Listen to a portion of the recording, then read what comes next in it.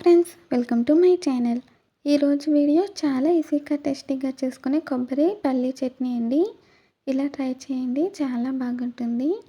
ఇడ్లీ, దోశ, ఉత్తప్పంలోకి సూపర్గా ఉంటుందండి. ఇప్పుడైతే తయారీ విధానం చూద్దాము. ముందుగా మిక్సీ జార్ తీసుకొని 1 కప్పు కొబ్బరి, అలాగే 1 కప్పు వేయించిన పల్లీలు తీసుకున్నానండి.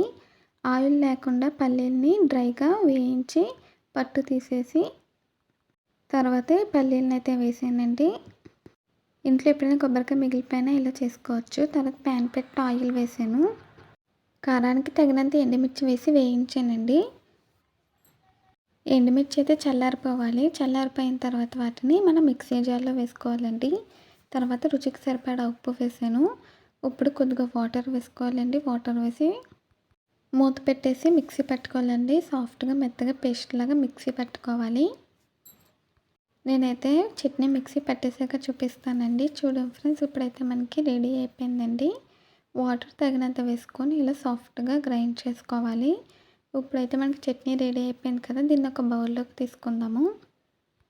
ఇలా ట్రై చేయండి. కొబ్బరి పల్లి కదా, కాంబినేషన్ బాగుంటుంది. టేస్ట్ కూడా సూపర్గా ఉంటుందండి.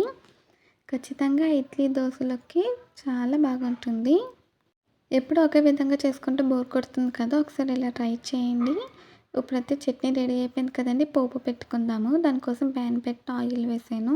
హీట్ అయ్యాక ఆవాలు వేసానండి. ఆవాలు ఇలా చిట్పట్లాడాక జీలకర్ర వేసి తర్వాత కొద్దిగా పచ్చిశనగపప్పు, మినప్పప్పు వేసానండి. చివరిగా కరివేపాకు వేసాను. ఈ పోపు అయితే ఫ్రై అయిపోయిందండి. తర్వాత ఈ పోపుని మన చట్నీలో వేసేయాలి. వేసేసి ఒకసారి మిక్స్ చేసుకోవాలండి. అంతేనండి, చాలా ఈజీగా టేస్టీగా మనకి కొబ్బరి పల్లి చట్నీ అయితే రెడీ అయిపోయింది. ఇలా ఒకసారి ట్రై చేయండి. ఎప్పుడు ఒక విధంగా చేసుకుంటే బోర్ కొడుతుంది కదా, కొబ్బరికాయ మిగిలిపోయినా సరే ఇలా హెల్తీగా టేస్టీగా చట్నీ చేసుకోవచ్చు.